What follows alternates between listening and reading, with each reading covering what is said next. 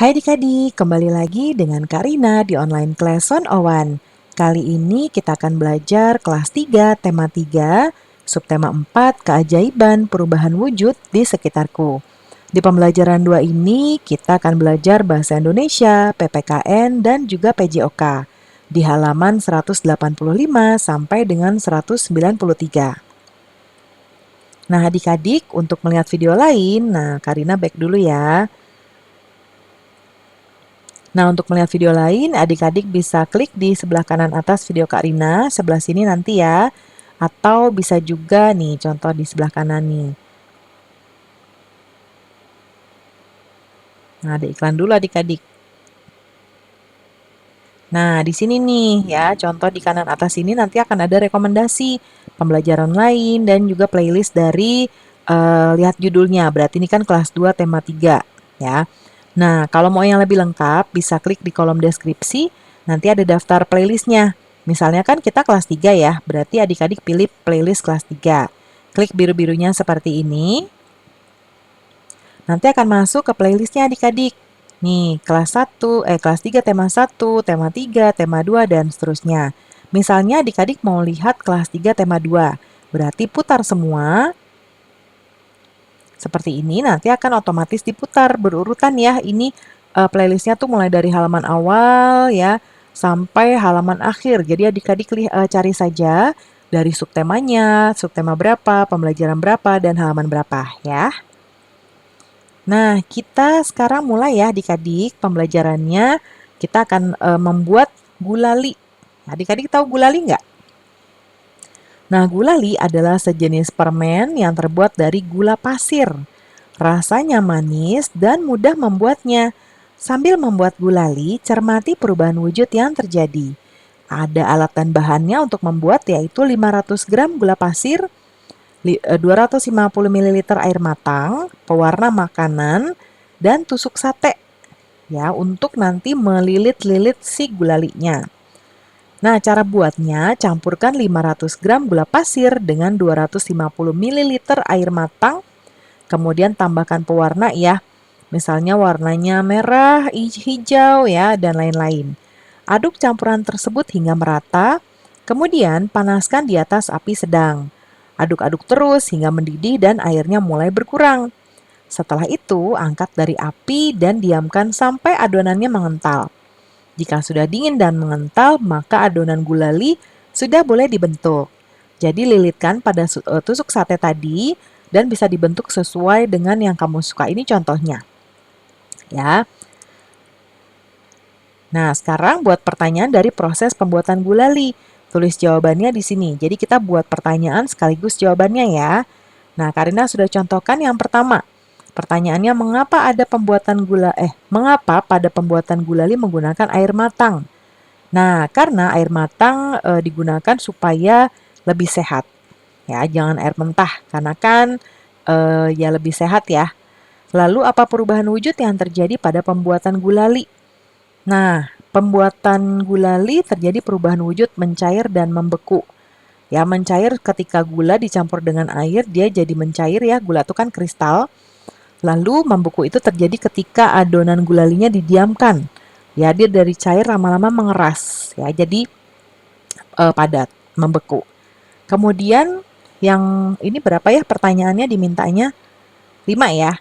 Yang ketiga, mengapa air setelah mendidih jumlahnya berkurang? Karena dia menguap ya. Lalu yang keempat, apa tahapan pertama dalam membuat gulali? Nah, tadi tahap pertamanya adalah mencampur 500 gram gula pasir dengan 250 ml air matang. Lalu, apa fungsi tusuk sate pada pembuatan gulali? Yaitu untuk melilitkan gulali.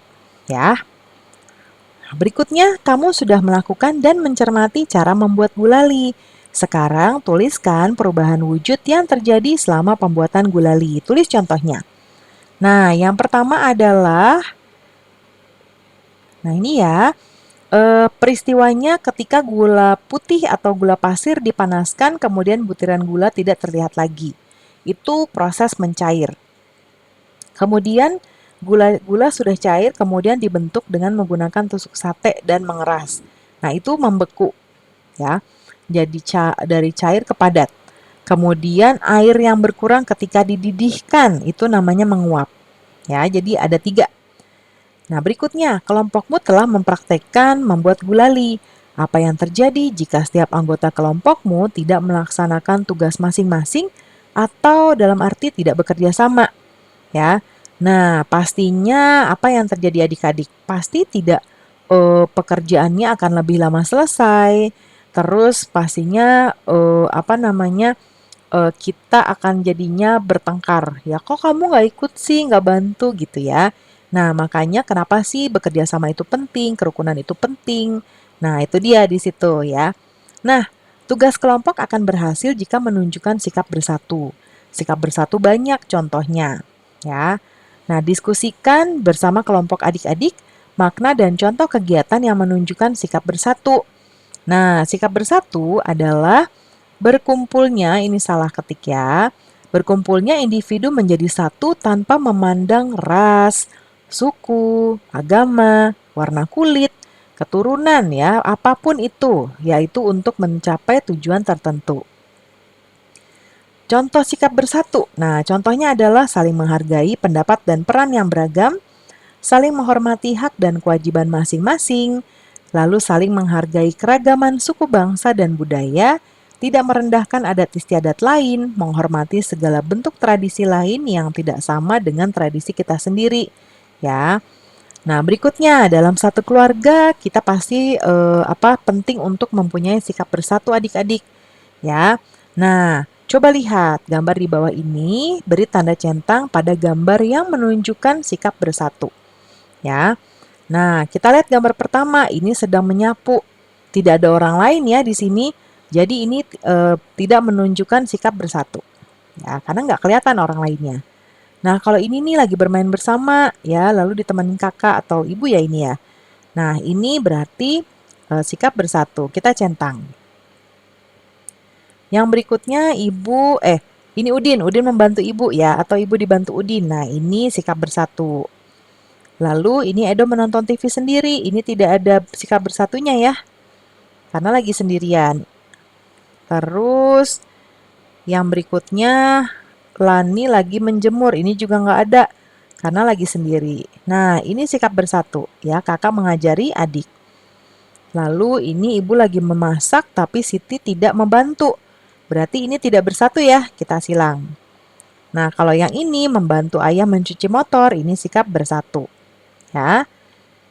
Nah, kita baca berikutnya. Kamu telah memilih aktivitas yang menunjukkan saling membantu di rumah. Perhatikan cerita Edo di bawah ini ya. Hai, namaku Edo. Aku bersekolah di SD Nusantara.